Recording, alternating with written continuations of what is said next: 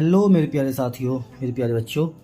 तो आज हम स्टार्ट कर रहे हैं इस सीरीज़ का तीसरा पोएम जो कि 12th क्लास का है, खासतौर से CBSE board, SSC board, ICSE board या फिर वेस्ट बंगाल बोर्ड का। इस पोएम को पढ़ाने से पहले हम शायर के बारे में जान लेते हैं।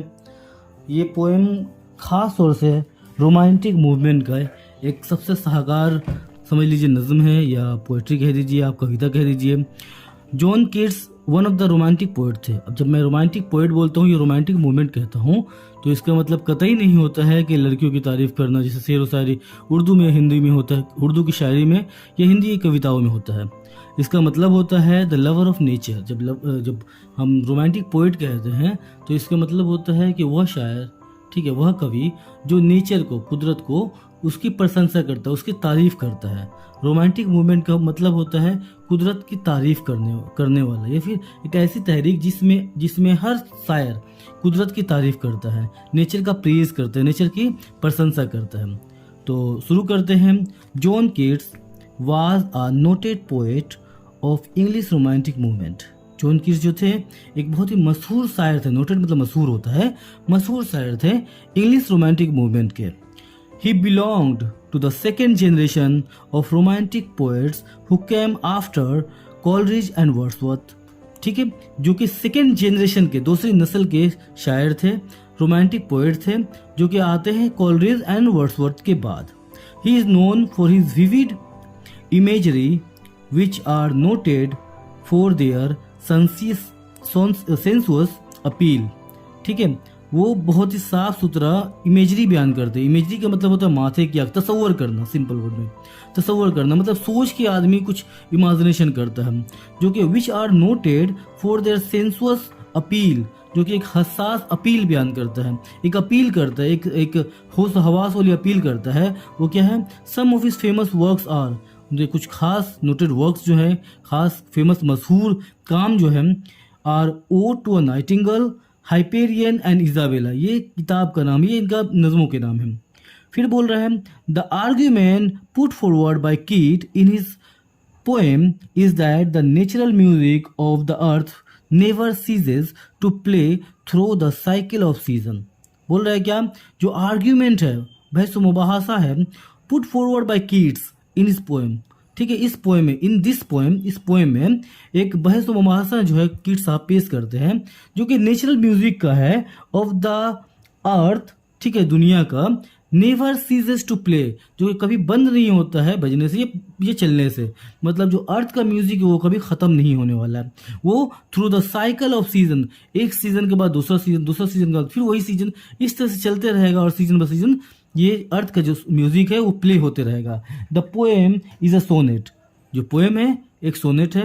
अब मैंने आपको सोनेट के बारे में बताया था, it is a 14 lines poem. ये 14 लाइन का पोएम होता है, ठीक है, in which the song of the grasshopper is embodied, जिसमें ग्रास होपर का सॉन्ग जो है इम्बॉडीड, समाये हुए है इन ऑक्टेव। अच्छा, ऑक्टेव और सेस्टेड दो पार्ट होते सोनेट के। ऑक्टेव में ग्रास होपर के पूरे जो है ना सॉन्ग्स के बारे में बताई गई है। जैसे ही हम बात करते हैं that of the cricket is portrait in sestet, और जैसे ही सेस्टेड के बारे में बात करते हैं तो उसमें क्रिकेट के सॉन्ग्स के बारे में बात की गई है। मतलब दो सीजन है भाई, एक है समर का सीजन जिसमें ग्रास होपर, जी हाँ, सुग्गा के बारे में बात की जा रही है, और दूसरा विंटर सीजन जिसमें हम सेस्टेड के बारे में बात कर रहे हैं, टिड्डी के बारे में बात कर रहे हैं, जो कि सेस्टेड में आता है। याद रखिएगा, ये दो सीजन के बारे में बात की गई है। जब भी हम द पोएट्री ऑफ अर्थ कहते हैं तो हमारे माइंड में ये होना चाहिए that this is the song of nature. ठीक है, ये सॉन्ग ऑफ नेचर है, जिसमें दरिया की रवानी, उसकी छनछनाहट की आवाज़, पानी की आवाज़, हवा का चलना, बुलबुल का चहचहाना, चिड़िया का चहचहाना, इस सारे जो सॉन्ग्स है जो कि कुदरत की तरफ से है, इन सबों को इंक्लूड की गई है।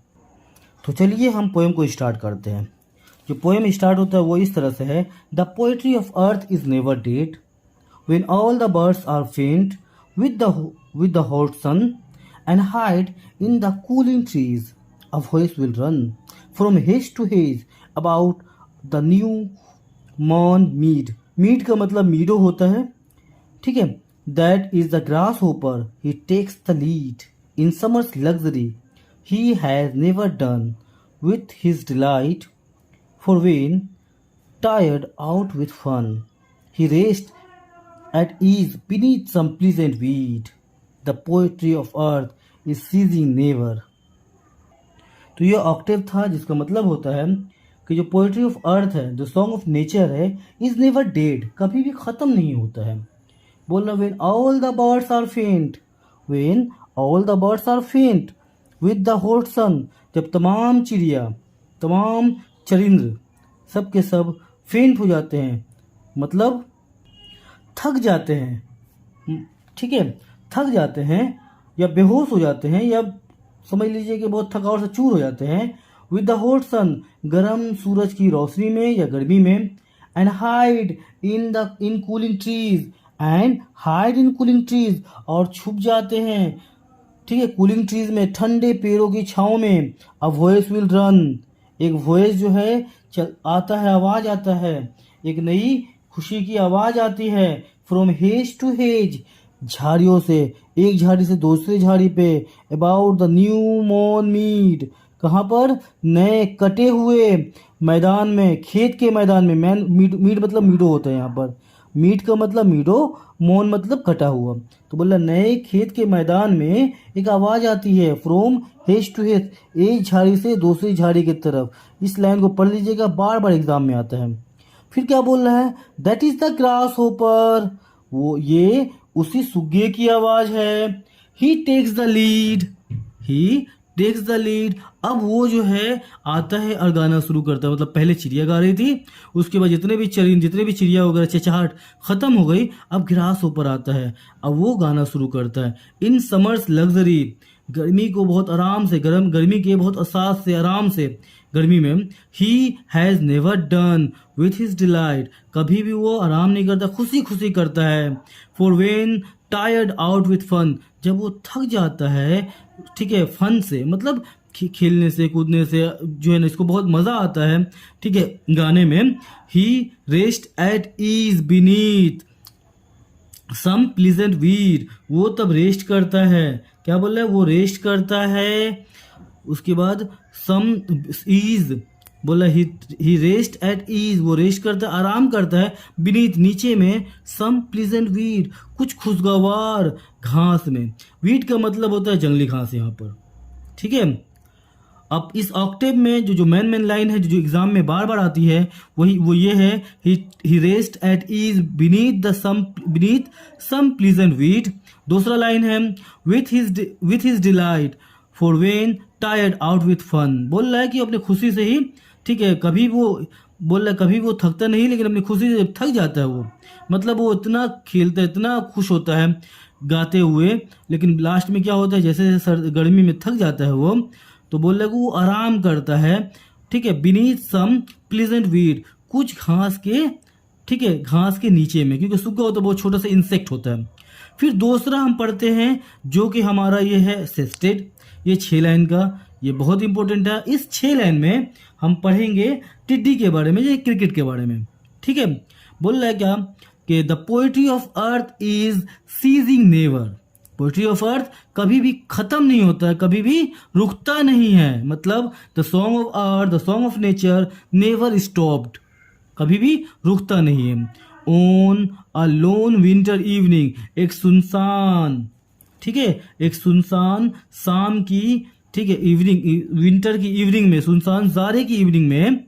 When the frost has wrote a silence, जब पाला, खुआसा, रोट अ साइलेंस, ओढ़ लेती है एक साइलेंस को, खामोशी को. From the stove there shrills, stove से एक श्रील्स आते, एक हल्की हल्की आवाज आती है. यहाँ पे स्टोव का मतलब होता है एक घर जिसमें आगदान लगा हुआ है, मकान जिसमें आगदान लगा हुआ है, फायर अल्टर लगे हुए हैं. आप देखिएगा जाड़े के मौसम में, या फिर जहाँ पे बहुत ज़्यादा सर्दी पड़ती है, वहाँ पे घरों में आप देखिएगा कि एक चिमनी होती है, उस चिमनी के अंदर से, घर से अंदर से कनेक्ट रहता है, और उसमें आग जलाई जाती है. ठीक है, उसी को स्टोव कहते हैं. फ्रॉम द स्टोव देयर श्रिल्स, उस आगदान, उस घर से देयर श्रिल्स, एक आवाज आती है, हल्की हल्की आवाज आती है. द क्रिकेट सॉन्ग, वो आवाज किसकी होती है, क्रिकेट्स की होती है, टिड्डी की होती है. In the warmth increasing ever, और जैसे ही जैसे गर्मी होती है, इसकी आवाज भी बढ़ती है.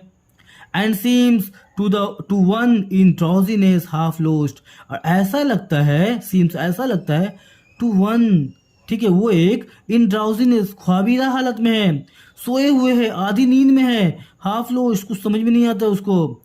The grasshoppers among some grassy hills, और क्या बोलता है, ग्रासी हिल्स में, घास वाली उस पहाड़ी में, अमोंग सम ग्रासी हिल्स, कुछ पहाड़ी है उसमें जो है ना घास लगी हुई है, उस पहाड़ी में कौन है, ग्रास होपर है। अब वही जो है गाती है। मतलब समझ में क्या आ रहा है, मतलब ये है कि जो पोएट्री ऑफ अर्थ है, द सॉन्ग ऑफ नेचर है, कभी भी खत्म नहीं होता है।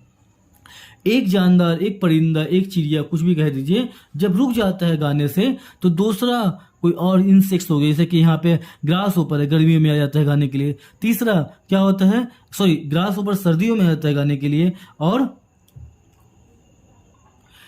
हम अगेन मिस्टेक कर दी, हम ग्रास ऊपर जो है गर्मियों में आ जाता है गाने के लिए, और क्रिकेट जो है सर्दियों में आता है गाने के लिए। यानी कि पहला ऑक्टेव हमने ग्रास ऊपर के बारे में पढ़ा था, उसके बाद जो सेस्टेट है हमने क्रिकेट्स के बारे में पढ़ा था। उम्मीद है कि ये पोएम बहुत अच्छा लगा होगा, आप लोगों को समझ में आया होगा। कुछ स्टूडेंट्स का ये फीडबैक था कि हाँ बहुत अच्छा समझ में आ रहा है। अगर आपको किसी भी किस्म का क्वेरी हो तो प्लीज़ आप हमसे कांटेक्ट कीजिए, आप हमें मैसेज कीजिए, आप हमें वो जो है ना कमेंट में दे दीजिए। हम आपके सारे फीडबैक्स को जल्द से जल्द कबूल करेंगे, और कुछ भी प्रॉब्लम होता है, कोई भी इश्यूज़ होता है तो हम आपके इश्यूज़ को दूर करेंगे। उम्मीद है ये पोएम बहुत अच्छा लगा होगा। तब तक लाइक शेयर सब्सक्राइब प्लीज़।